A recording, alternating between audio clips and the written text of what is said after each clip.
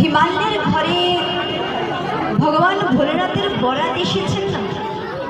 প্রথমে কি ভগবান ইন্দ্রের টিম এসেছেন,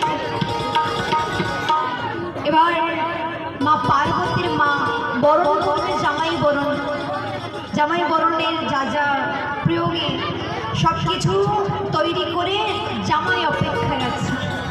সখীগণ, কৈলাসবাসী, বিভিন্ন সকলেই এসেছে। আপনারা বসেন, দেখেন এখনো আরতির দিকে আমরা যাইনি, এখনো আমাদের কথা শেষ আছে।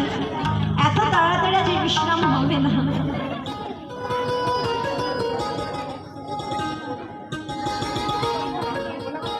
এখন চিন্তন করছেন, বাবা এত সুন্দর হিমালয়ের জামাই, দেখো সাদা হাতির পরে কত দেব দেবী, কত সুন্দর দেখতে, বাবা বাবা।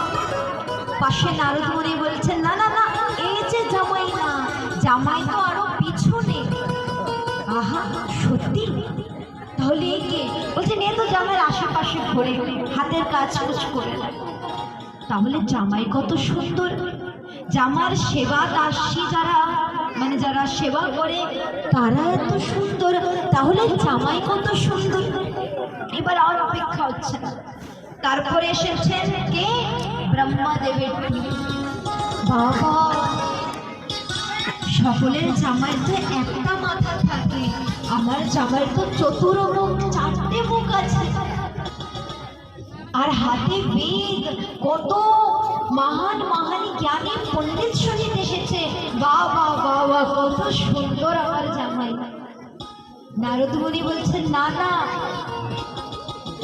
এখনো দেরি আছে, এ তো জামাইয়ের অর্ডার নেয়।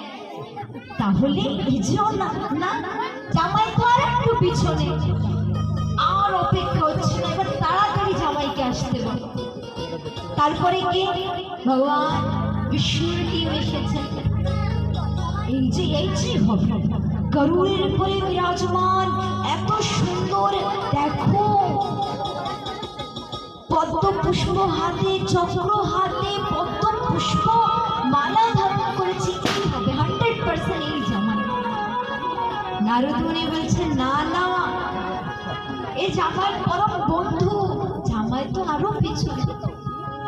বলছেন জামাই বন্ধু এত সুন্দর, জামাইয়ের যারা সেবা করে তারা এত সুন্দর, আর অপেক্ষা হচ্ছে না, জামাইকে নিয়ে আসো, জামাই দর্শন।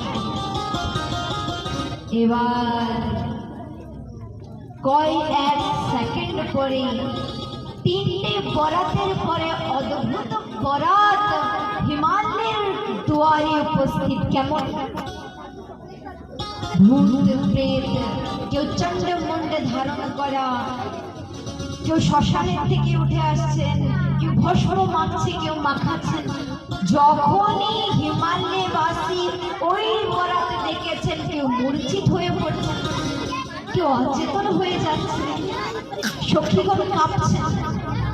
আর মা, তিনি তো মূর্ছিত হয়ে জামাই দর্শনে কি হবে?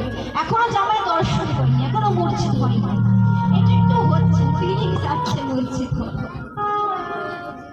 এবারে বলছে জামাই কই? হয় জামাই অনেক অনুভব, জামাই অনেক সুন্দর, তো ভূত প্রেতরা আটকে রেখেছে, তা জামাই দেখবই দেখবে। এবার মহারাজ যখনই নন্দীর পরে পিছন দিকে ফেরা, জামাই নিজের আসল স্বরূপে সম্মুখে উপস্থিত, মা কাঁপছেন। কাঁপতে কাঁপতে আরতির থালা পড়ে মা মূর্ছিত হয়ে গেছে। সকলে গিয়েছেন তীব্র গতিতে দৌড়াতে মা পার্বতীর কাছে। আরে পার্বতী, এ কেমন বড় তুমি চয়ন করেছো, তোমার বড় তো আজও পর্যন্ত দেখি নাই। আমরা শুনেছি দেবতাদের চুল ভুগলালো হয়, কিন্তু তোমার সাপের চুল তো চটা থাকে।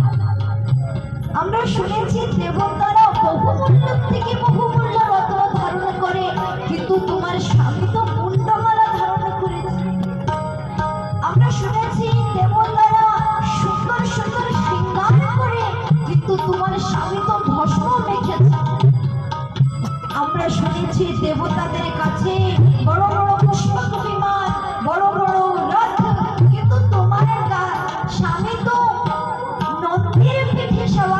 এসেছি, এই কেমন অদ্ভুত সাথী তুমি চয়ন করেছ। তাই জানেন মা পার্বতী কি বলে দিয়েছেন যে খবরদার আমার ভোলেনাথের বিষয়টি কিছু খারাপ বলবে। আবার ভোলেনাথকে জানো দেবকে দেব মহাদেব ত্রিনাথ ত্রিপতি স্বামী, জানার রূপে জানার গুণে সমস্ত ত্রিভুবন মোহিত সেই গুণকে আমি দেখেছি। তোমরা কি জানতে পারো মধু থেকে স্বাদ এক জানে ভ্রমর আর এক জানে পান করে। আমার স্বামী আমার জন্য মধু সমান, আমার স্বামী আমার জন্য সে পুষ্প সমান। মা পার্বতী বিরোধ করেনি, প্রতিবাদ করেনি যে সত্যি কেমন কি না, সে যেমন সে আমার জন্য আমার প্রিয়, আমার পরম। এই হচ্ছে আনকন্ডিশনাল প্রেম, ভালোবাসা। যে মা পার্বতী সকলের সঙ্গে যুদ্ধ করেছে, সমাজ মাতা, কিন্তু নিজের জীবন সাথী রূপে ভোলেনাথকে পেয়েছে। এটা বলবো না যে আপনারা নিজের পছন্দ মতো বিবাহ করেন, কিন্তু যদি কেউ শিবের মতন থাকে তা আপনি পার্বতীর মতন ত্যাগ করে অবশ্যই যেতে পারেন। কিন্তু আপনি তার বিপরীত খুঁজছেন, সেটা কখনো পসিবল না। আজ এই যুগে আমরা প্রথমে কি দেখি? ইনকাম, বা যদি ইনকামও না থাকে সুন্দরতা, সুন্দরতা না থাকলেও আমরা দেখি কোয়ালিফিকেশন। কিন্তু যে কিছুই না দেখে সে হচ্ছে এটা প্রেমে কি চাই জানেন? যে ভরা সভার মধ্যে বলবেন যে এ আমার আর আমি এই চাই। মা পার্বতী আজ যুগ যুগান্তর তপ করে ভোলেনাথকে স্বামী রূপে পাবে। মা পার্বতী বলছেন অন্তরে ধ্যান হয়ে প্রভু দেখেন এই রূপে তো আমি তোমাকে স্বীকারিত করেছি, কিন্তু দেখেন হিমালয়বাসী এই রূপে তোমাকে কিছুতেই গ্রহণ করতে পারছেন না, তোমার রূপকে দেখে ভয়ভীত হচ্ছেন। আমি আপনার কাছে কিছুই চাই না, সবকিছুই ত্যাগ করেছি। আপনি কি আমার জন্য কয়েকটি সময়ের জন্য আপনার এই রূপকে ত্যাগ করতে পারবেন না? তখন মা পার্বতীর মনের ব্যথা, মনের ভাব প্রভু তিনি শুনেছে। আর এবার ভগবান ব্রহ্মা আর ভগবান বিষ্ণু তিনজনে দুইজনে ভগবান ভোলেনাথের শৃঙ্গার করেছেন। আর কেমন শৃঙ্গার? রাজ শৃঙ্গার। আজ চন্ড মুন্ড মালাকে রেখে ভগবান তিনি রত্ন মুক্তা ইত্যাদি ধারণ করেছেন। আজ ভাগের ছাল ইত্যাদি ত্যাগ করে রাজস্ব পোশাক প্রভু তিনি পরছেন। আজ নন্দীকে বিরাজমান করে সুন্দর পুষ্পক রথের পরে বিরাজমান হয়েছে। তাই যদি ভোলেনাথের মতন কোন জীবন সাথী থাকে, তাই আপনি মা পার্বতীর মতন অবশ্যই স্বীকারিত করবেন। আজ মা পার্বতীর কথা শুনে প্রভু তিনি বল রূপে সুবর্ণে সুশোভিত হয়েছিলেন। আর তখনই প্রভুর ওই অদ্ভুত রূপের দর্শন করে হিমালয়বাসী মন্ত্রমুগ্ধ হয়ে গিয়েছেন। আর বারংবার হিমালয় রাজকে বা তার পুত্রীকে অভিনন্দন বা বাধাই জানাচ্ছেন যে সত্যিকার দেবকে দেব মহাদেব, যার এই জগতে সব থেকে দয়াবান প্রভু হচ্ছেন ভোলে। প্রভুর নাম ভোলেনাথ কেন দিয়েছেন? ভোলা ভালা বলি না, ভোলা ভালা কাকে বলি?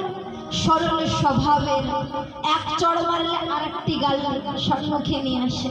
যেমন রাখবে তেমন থাকবে, যেমন খেতে দিবে তেমন খাবে, কারোর সঙ্গে ব্যার না, শত্রুতা না, সকলকে এক সমান সে চিন্তন করবে, তাকেই বলে ভোলা ভালা।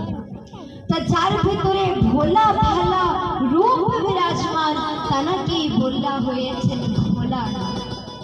যিনি এক লোটা জলে একটি বেলপত্রে ভোলে না, এমন দয়াবান নিজের সর্বস্ব সেই ভক্তকে দিয়ে থাকে। দেখেন এই যত দেবতাগণ আছে না, তাদের মধ্যে একটু চালাকি আছে, তাদের ভিতরে একটু হিংসা অবশ্যই আছে, কিন্তু ভোলানাথ একদম সরল। তাকে পাওয়ার জন্য আপনার অনেক ত্যাগ করতে হবে, মানে ক্ষমা করবেন, আমাদের বাবার বৈষ্ণব তত্ত্বে অনেক নিয়ম আছে, বৈষ্ণব তত্ত্বে অনেক বিধি বিধান আছে, অনেক পরিবার আছে, অনেক তিলক আছে। আগামী দিন আমরা সকলেই আমাদের বৈষ্ণব পরিবারের কোন পরিবারের কি তিলক বা আপনি কোন পরিবার থেকে দীক্ষিত, কেমন আপনার আচার বিচার থাকবে সেই বিষয়টা আলোচনা করব।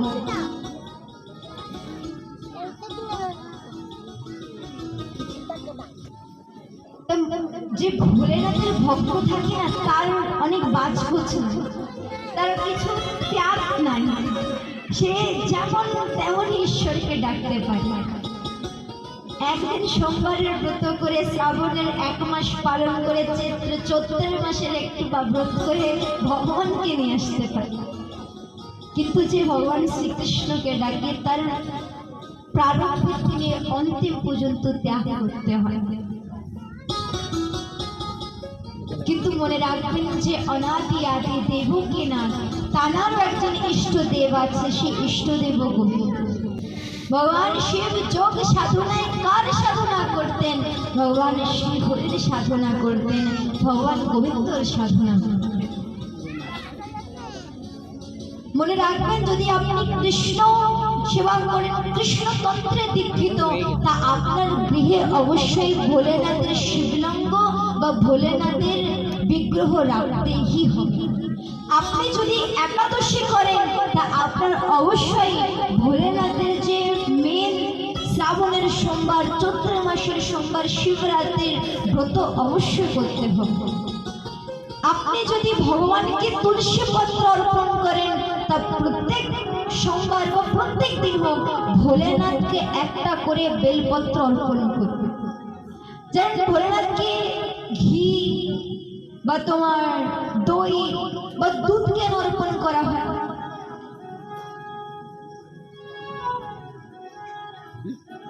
একজন সাধারণ ঋষি ছিল, সে ঋষির তপ করত। দেখেন, আমরা কিন্তু সকলে কর্ম করি, কিন্তু সেই কর্ম কি কারণে করি বা সেই কর্ম কিভাবে তৈরি হয়েছে এই বিষয়টি জানা নেই। কখনো ভোলেনাথের সঙ্গে গিয়ে শিবলিঙ্গর পরে জল অর্পণ করবেন না। প্রথমে দেখবেন এভাবে আছে না, একটি ধারা যেখান থেকে জল যায়, সেখানে উপস্থিত গঙ্গা মা তানাকে জল অর্পণ করবেন। তারপরে আপনি যে অর্ধেক ভাগ থাকে, সে অর্ধেক ভাগে গিয়ে আপনি মহানারায়ণকে জল অর্পণ করবেন। তারপরে আপনি শিবলিঙ্গের পরে জল অর্পণ করবেন। শিবলিঙ্গের পরে যখন জল অর্পণ করবেন, মনে রাখবেন দুধ না থাকলেও দই দেবেন, ঘি দেবেন, মধু দেবেন, আর আপনি যেমন পারেন বেলপত্রে নাম নাম। আর যদি কিছুই না পারেন, একবারে যদি ভোলেনাথের শিবলিঙ্গের পরে গিয়ে শ্রী রাধা শ্রী রাধা শ্রী রাধা বলবেন, উপস্থিত কৈলাসের পরে বিরাজমান দেবকে দেব মহাদেব সঙ্গে সঙ্গে আপনার সে অর্ঘ্যকে, সে অর্পণ করা বেলপত্র দুধকে তিনি স্বীকার করেন। এই হচ্ছে নিয়ম। তা ভগবানকে দুধ কেন অর্পণ করা হয়?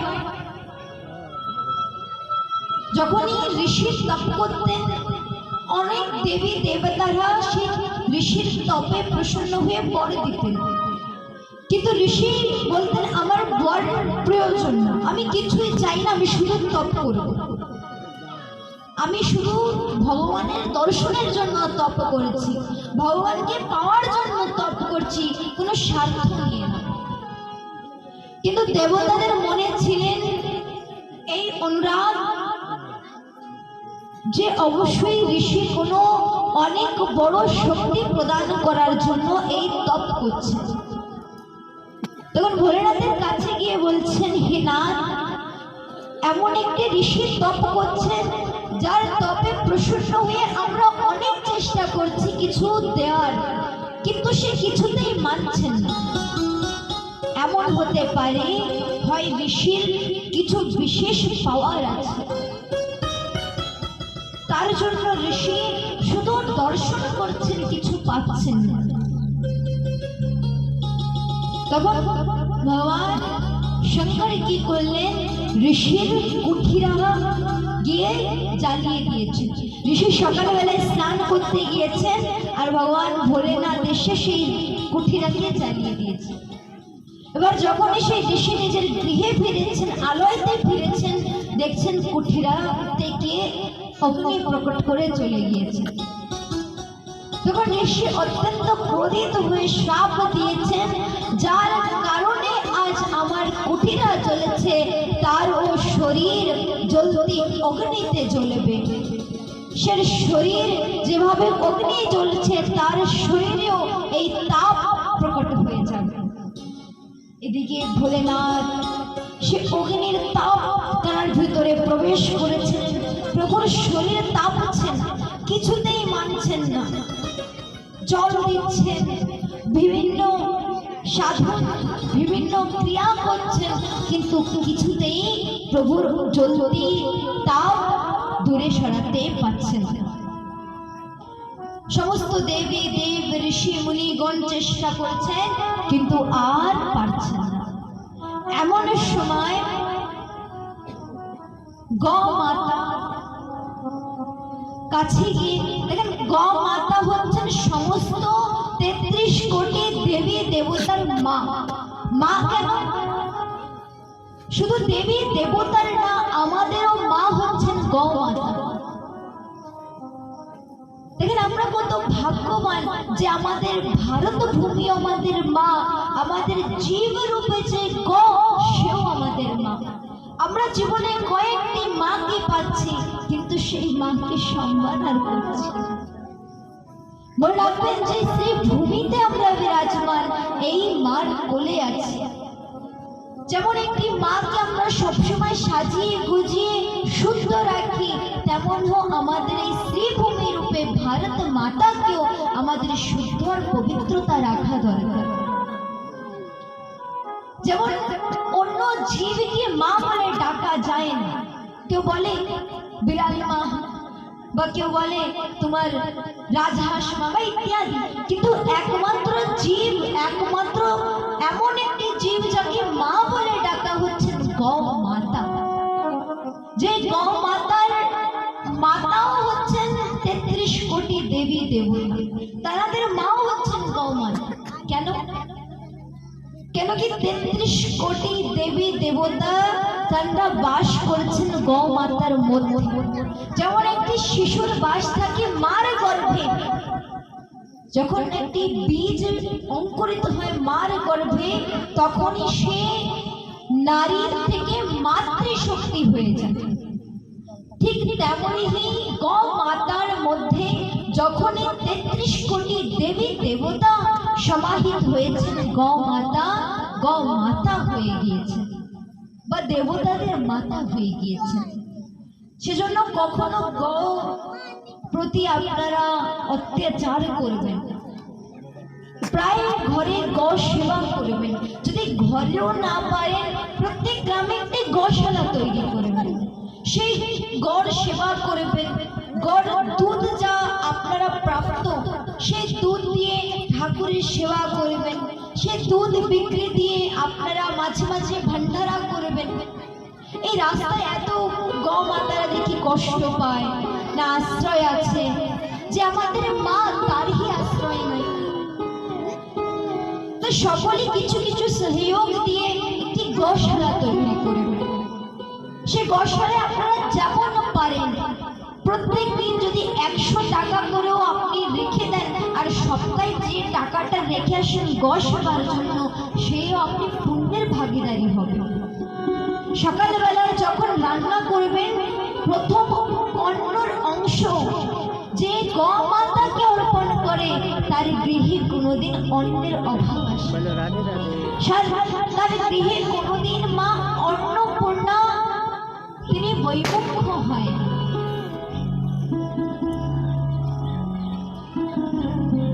তাই যখনই ভোলেনাথের শরীর জ্বলছিলেন, মা কখনো সন্তানকে কষ্ট দেখতে পায় না, তখন গৌ মাতা ভগবান শঙ্করকে নিজের কাছে এনে নিজের সান্নিধ্যে বসায় ভোলেনাথের পরে দুধস্থ ধারা তিনি প্রবাহিত করেছিলেন।